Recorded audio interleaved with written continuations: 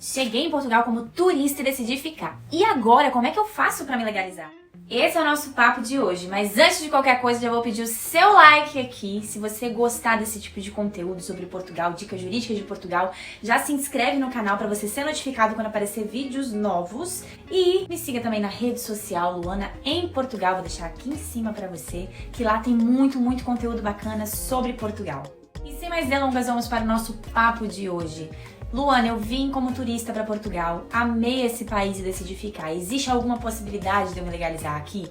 E a resposta é sim, existe uma possibilidade de você se legalizar aqui em Portugal se você veio como turista e decidiu ficar. Então a lei prevê, o artigo 88 e 89, para aquelas pessoas que estão aqui em Portugal, que entraram como turista e eventualmente conseguiram aí um contrato de trabalho ou então resolveram abrir uma atividade, conseguiu aí prestar serviço para algumas empresas de forma contínua, emitem recibo verde e conseguiram tirar a documentação aqui de Portugal. Ué, que documentação é essa? Você tem o seu NIF, o seu número da segurança social. É possível, juntamente com o contrato de trabalho, por exemplo, você dar entrada na sua manifestação de interesse. Nós temos aí o artigo 88 e o artigo 89. Então, vou dar um exemplo aí para quem tem um contrato de trabalho. Cheguei aqui, consegui um contrato de trabalho, estou trabalhando, consegui tirar meu NIF, consegui tirar o número da minha segurança social. Tenho aqui um atestado de morada, que é um comprovante de residência. Como é que eu faço então para dar entrada na minha manifestação de interesse? Você vai fazer uma inscrição no sistema SAPA, que é o sistema do CEF. Nesse sistema você vai submeter essa documentação que eu te falei, inclusive eu vou deixar na legenda desse vídeo para que você tenha ciência quais são os documentos. E lá na minha rede social, ó, siga aí, eu já fiz um post exatamente sobre isso, explicando quais são os documentos, como é que você tem que se preparar na hora da entrevista no CEF. Então assim que você conseguir toda essa documentação e fizer o seu cadastro no sistema SAPA, você vai submeter esses documentos e o passo seguinte é aguardar. Aguardar, meu povo. Por quê? O CEF vai avaliar esse documento e vai aceitar ou não a sua manifestação de interesse. Como é que ele aceita? Viu lá que toda a documentação está correta, aquilo que determina a lei, juntou todos os documentos corretamente, ele vai aceitar a sua documentação e ato seguinte, ele vai liberar aí para você fazer o agendamento da sua entrevista presencial para que você leve essa documentação que você juntou atualizada. Como é que funcionava antes? A partir do momento que o CEF aceitava a sua manifestação de interesse, você tinha que entrar no sistema SAPA e fazer o agendamento. Só que ficar aí nessa expectativa para conseguir fazer esse agendamento, meu povo, era uma confusão generalizada, porque o CEF nunca disponibilizava vaga suficiente para a quantidade de pessoas que estavam aí tentando fazer esse agendamento. E o que aconteceu recentemente? O CEF anunciou que vai fazer o agendamento de forma automática para aquelas pessoas que apresentaram a sua manifestação de interesse do ano de 2017 até o ano de 2019.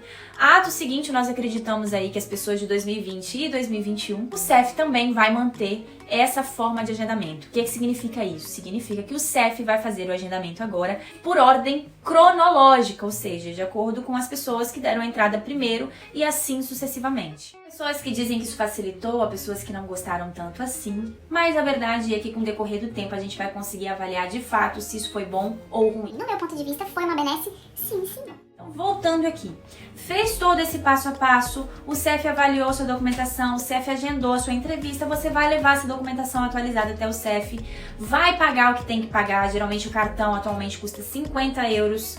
Além disso, se você deixou para dar entrada na sua manifestação de interesse depois que passou o prazo da sua permanência legal aqui em Portugal... Qual prazo é esse, Luana? O período que você tem para ficar aqui como turista, via de regra, são 90 dias e você pode solicitar para ficar mais 90 dias.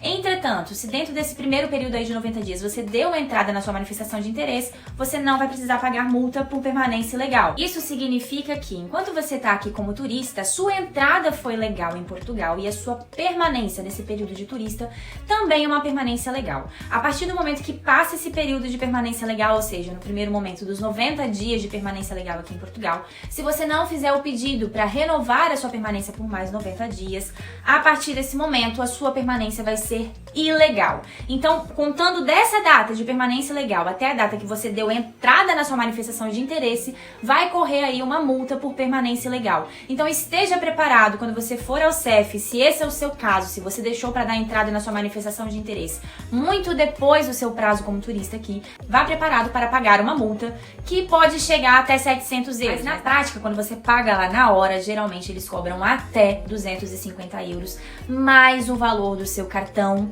de autorização de residência.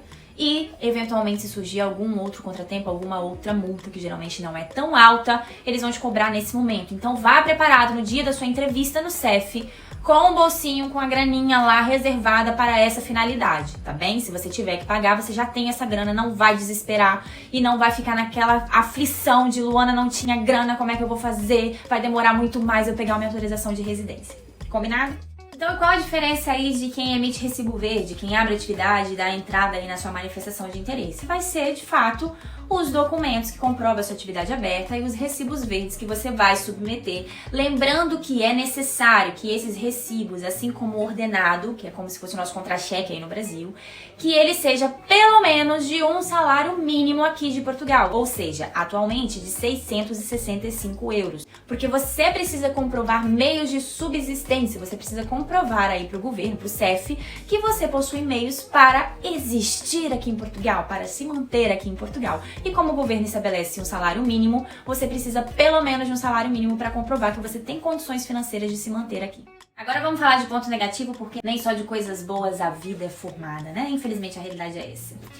É possível você se legalizar aqui através da manifestação de interesse que você acabou de aprender nesse vídeo. O ponto negativo é o tempo de espera desse processo todo ser concluído atualmente vai de 2 anos a 2 anos e meio.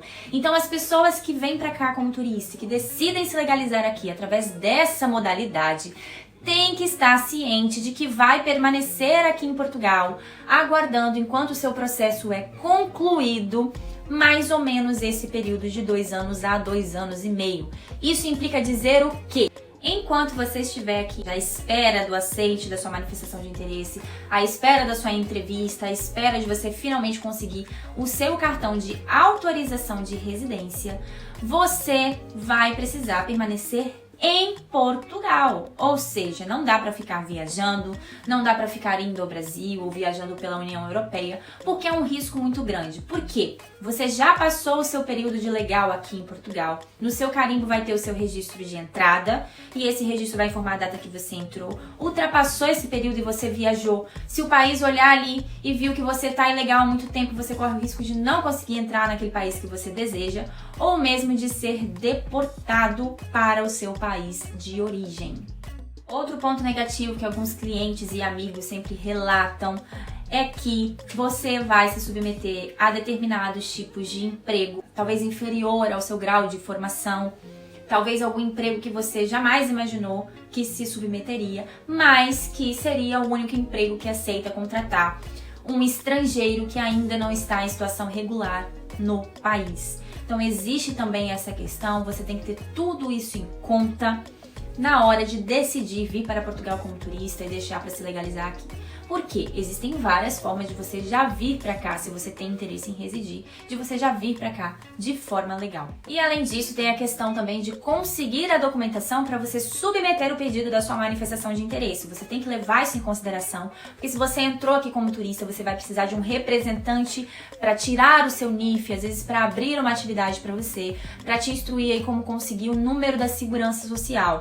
Existem pessoas que fazem esse procedimento gratuitamente? Existem. Eu não conheço. Eu tenho ciência que alguns grupos de rede social, as pessoas se ajudam, as pessoas fazem esse tipo de atividade, mas é uma responsabilidade muito grande. Então você tem que considerar se você quer pagar para alguém que faça esse tipo de serviço, que consiga de forma rápida e segura essa documentação para você. Inclusive no escritório a gente tem parceria com uma pessoa que faz esse tipo de serviço e essa é uma questão que você tem que levar em consideração porque você precisa dessa documentação. E eu digo isso porque se você veio sem nenhum tipo de visto, sem nenhum tipo de documento que te permita ficar aqui de forma legal, residir aqui em Portugal, você vai precisar conseguir aí essa documentação para dar entrada na sua manifestação de interesse. E para conseguir essa documentação, você vai precisar, por exemplo, para tirar o NIF, você vai precisar de um representante fiscal para que tire esse documento para você. Para abrir uma atividade, eventualmente você vai precisar também de um representante, se você veio sem nenhuma documentação. Então esse é um ponto que você tem que considerar aí quando você estiver se organizando, quando você estiver colocando na ponta do lápis os gastos que você vai ter, se você quiser vir para Portugal ou se você está aqui em Portugal já através dessa modalidade. Entrou como turista e deixou para se legalizar aqui em Portugal. E para você que está pensando em vir para cá dessa forma, para você que já está aqui, nós sabemos que não é fácil, migrar não é fácil, é um choque cultural muito grande, existem várias questões que a gente tem que lidar, que a gente tem que enfrentar, e quando a gente está aqui de forma ilegal, as questões são mais dificultosas. Então tenha atenção, não se baseia na vida de pessoas que já estão aqui há algum tempo, que já têm conquistado as suas coisas, que já têm construído a sua história.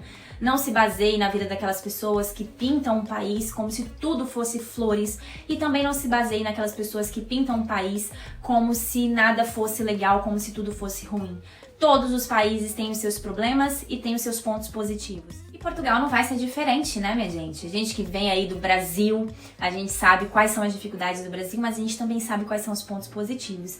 E a gente que já está aqui em Portugal também sabe dos pontos positivos, mas também sabe da real dificuldade. Então fica aí esse alerta pra você. Eu sei que às vezes quando o desejo começa a aquecer o coração da gente, a gente fica naquela ansiedade, a gente quer que as coisas aconteçam muito rápido, mas é essencial que você sente, respire fundo e planeja.